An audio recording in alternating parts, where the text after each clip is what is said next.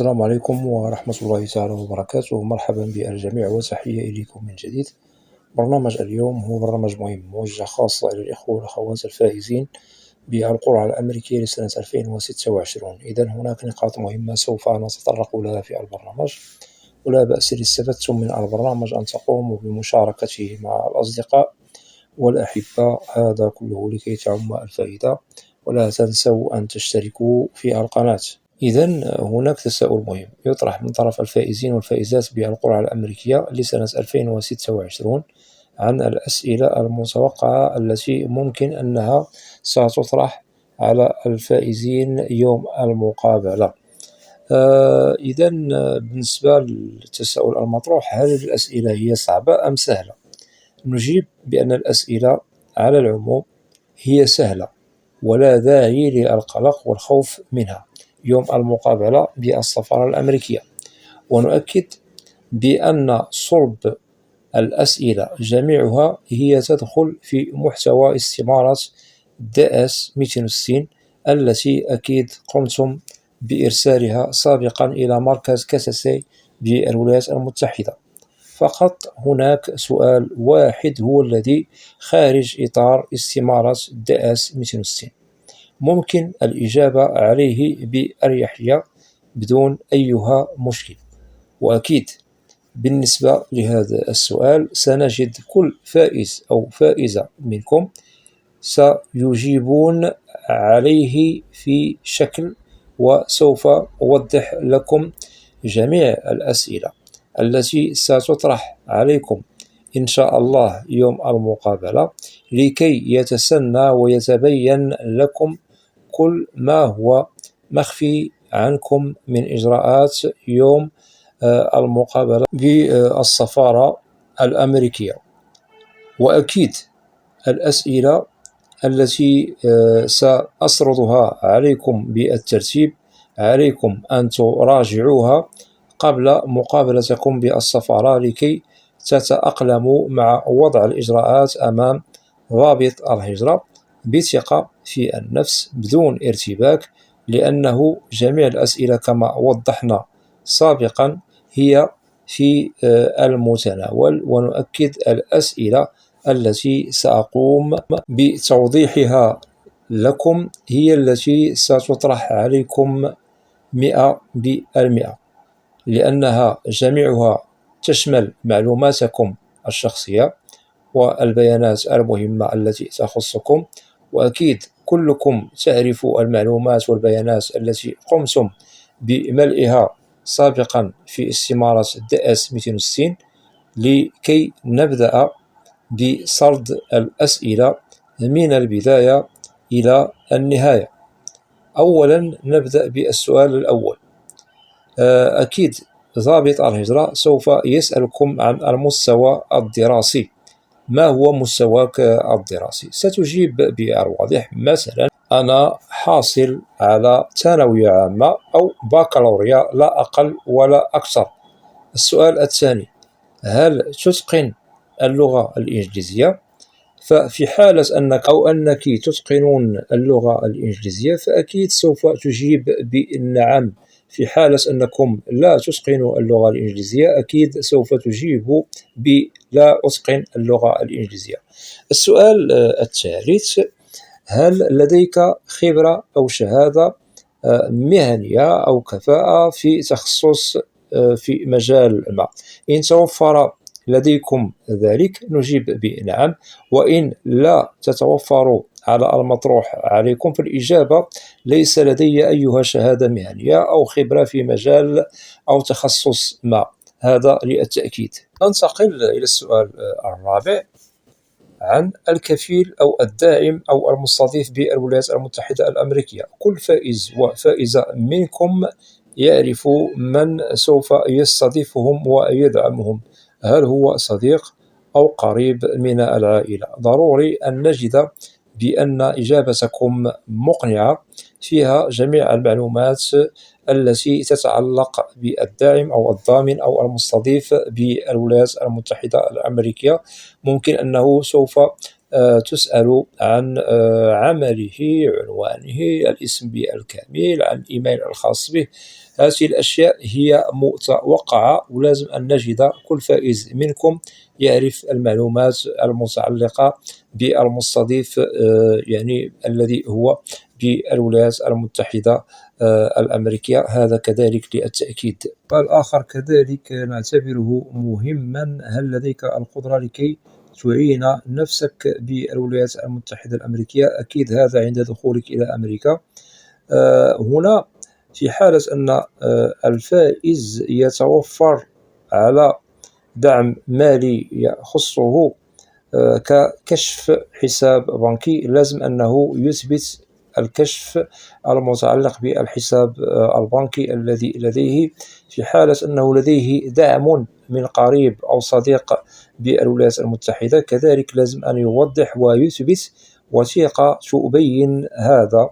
وأكيد ليس بالمشكل هذا السؤال، ممكن أنه تجيب عليه في حالة أنكم أكيد تتوفرون على الإثباتات المهمة التي وضحناها لكم. ننتقل إلى السؤال الآخر عن العمل. ممكن أنه سوف تسأل عن عملكم ببلدكم الأم. هل أنك تشتغل؟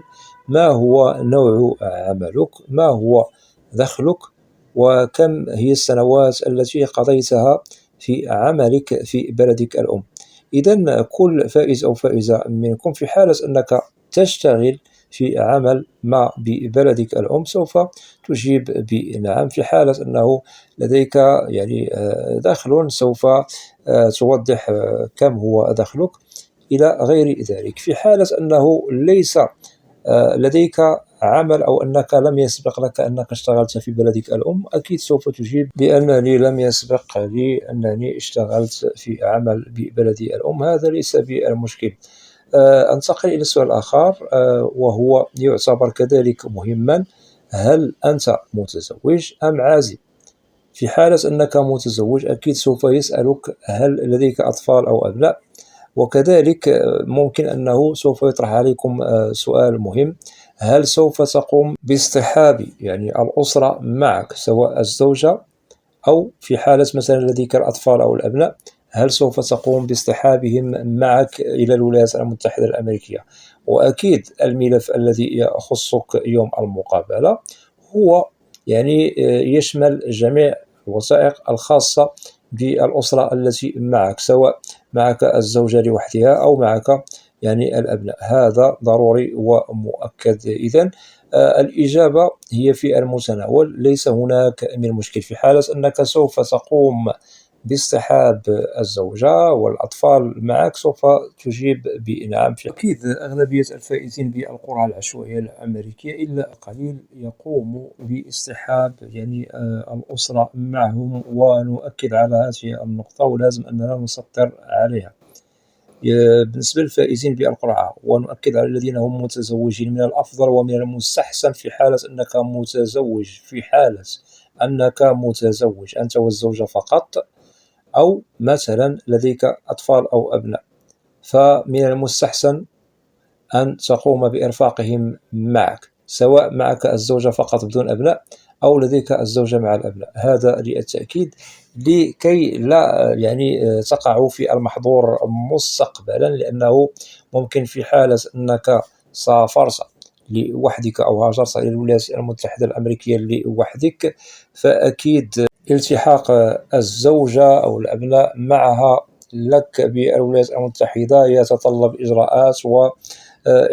وأكيد لأن هناك بعض الإخوة ممكن أن نجد ليس لديه القدرة لكي يصطحب الزوجة معه والأبناء في الوهلة الأولى، وأكيد سوف يلجأ إلى أن يستقر بالولايات المتحدة، ثم تقوم يعني الزوجة مع الأبناء بالالتحاق به إلى أمريكا. ونؤكد من الأفضل ومن المستحسن أن ترفقوا معكم الزوجة والأبناء في حالة لديكم أبناء. هذا نؤكد عليه أنه الالتحاق بالزوج الذي هو سافر لوحده بالولايات المتحدة يتطلب إجراءات، ونحن دائما نؤكد على نقطة مهمة: من الأحسن أن الزوجة والأبناء أن يرافق الأب في حالة أنه هو الفائز الرئيسي بالقرعة العشوائية الأمريكية، وهذا للتأكيد. سؤال مهم كذلك قد يطرح عليكم: هل سبق لكم أنكم سافرتم إلى بلد خارج بلدكم الأم، أو أنكم سافرتم إلى الولايات المتحدة الأمريكية؟ فإن سبق لكم أنكم سافرتم لبلد ما أو إلى الولايات المتحدة سوف نجيب بنعم، في حالة لا سوف تجيب بلا. السؤال الآخر هو خارج إطار البيانات المعلومات التي هي في صلب استمارة DS التي أرسلتموها سابقا إلى كساسي.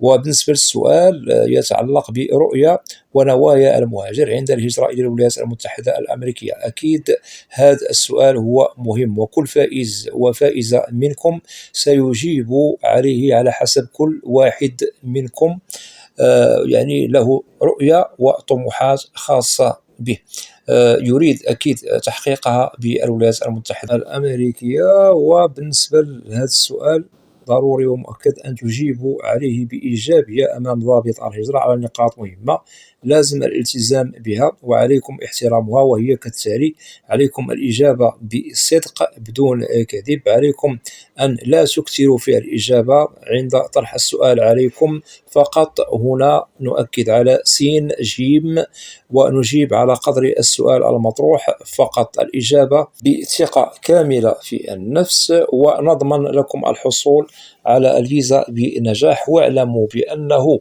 في حالة الكذب فسوف تضعوا يعني وضعكم أو أنفسكم في مشكل رفض الفيزا لكم. ونؤكد على الصدق والصدق، ونؤكد بأنه ضابط الهجرة لا يسألكم عن أشياء غريبة أو بعيدة عن معلوماتكم وبياناتكم الخاصة. إذن الأسئلة هي في المتناول، سهلة ليست بالصعبة، ممكن تجاوزها بنجاح للحصول على الفيزا يوم المقابلة. وندعو لكم جميعا بالتوفيق والنجاح، وأتمنى من الإخوة والأخوات الذين لا زالوا لم يشتركوا في القناة أدعوكم للاشتراك في القناة وتفعيل زر الجرس ليصل إليكم كل جديد. ولا تنسوا أن تدعمونا دائما بلايك لكي نصل إلى أكبر نسبة من المشاهدة. وبالنسبة للقناة محتواها كامل وشامل عن الهجرة والمهاجر إلى الولايات المتحدة الأمريكية بشكل عام وكتعرف. وإذا لديكم أسئلة ممكن طرحها وسوف تجدوا الإجابة عبر البرنامج المعروف في القناة، برنامج أسئلة وأجوبة، لأنني لا أستثني منكم أحدا. وإلى لقاء قريب، والسلام عليكم.